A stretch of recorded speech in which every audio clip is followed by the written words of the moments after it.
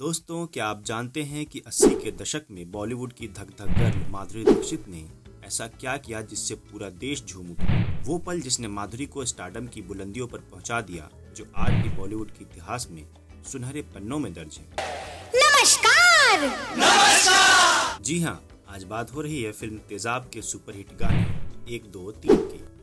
इस गीत ने न केवल माधुरी को हर दिल अजीज बना दिया, बल्कि इसे भारतीय सिनेमा का अमर गीत भी बना दिया। पर क्या आप जानते हैं कि इस गाने की शूटिंग के पीछे छिपी कुछ ऐसी कहानियां हैं जो किसी फिल्मी कहानी से कम नहीं लगती। हाल ही में एक इंटरव्यू में माधुरी ने इस गाने की शूटिंग से जुड़ा एक मजेदार किस्सा साझा किया। तो हुआ यूं कि जब 1 2 3 की शूटिंग चल रही थी तो सेट पर दर्शकों की कमी पड़ गई। अब निर्देशक एन चंद्रा भला कैसे इसे बर्दाश्त करते। उन्होंने तुरंत सड़कों पर जाकर लोगों को शूटिंग देखने के लिए बुला लिया और बस सीन में जो नीचे झूमती तालियां बजाती भीड़ नजर आ रही है, वो असली पब्लिक थी, न कि कोई जूनियर आर्टिस्ट। गाने में उनका जोश देखने से ही बनता है। एक लड़के ने तो अपनी शर्ट हवा में उछाल दी। इसे देखते ही निर्देशक ने झट से कहा, बस यही तो चाहिए। और यही जोश गाने को एक लाइव कॉन्सर्ट जैसा अनुभव देगी। इस गाने की कामयाबी का श्रेय कोरियोग्राफर सरोज खान को भी जाता है, क्योंकि माधुरी के लिए क्लासिकल डांस से हटकर बॉलीवुड स्टाइल में थिरकना आसान नहीं था। लेकिन सरोज खान ने उन्हें इस तरह से तैयार किया कि उनका हर स्टेप एक मास्टरपीस बन गया। माधुरी ने खुद कहा, सरोज जी ने मुझे वो परफेक्शन दिया जो इस गाने को आइकॉनिक बना गया। इस गाने का किस्सा जितना रोचक है, उतना ही दिलचस्प इसका लिरिक्स भी है। मगर ये जानकर आपको यकीन नहीं होगा कि इस गाने के बोल जावेद अख्तर साहब ने सिर्फ 1 घंटे में लिख दिए थे। तेजाब की कहानी जितनी मजेदार है, उतनी ही अनसुने किस्से भी हैं।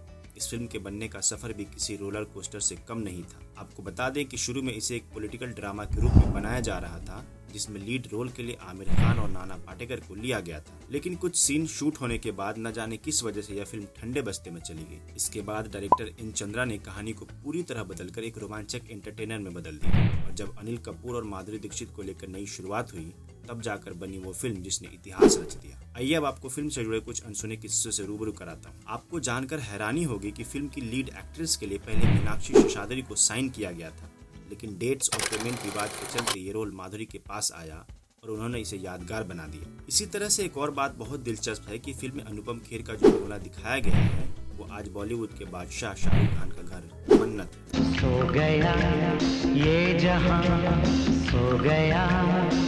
दोस्तों, अभी जो आपने गाना सुना, सो गया ये जहां, सो गया आसमां, दरअसल इसको 3 अलग अलग शहरों में शूट किया गया और इस गाने को पूरा करने में 17 रातें लगी। जी हाँ दोस्तों, 1-2 रात नहीं बल्कि 17 रातें। अब अगली दिलचस्प जानकारी जो इस फिल्म से जुड़ी है, उसको सुनकर आप हंस पड़ेंगे। दरअसल इस फिल्म में हमें कई नामचीन कलाकार दिखाई दिए थे और उन्हीं में से एक है अन्नू कपूर।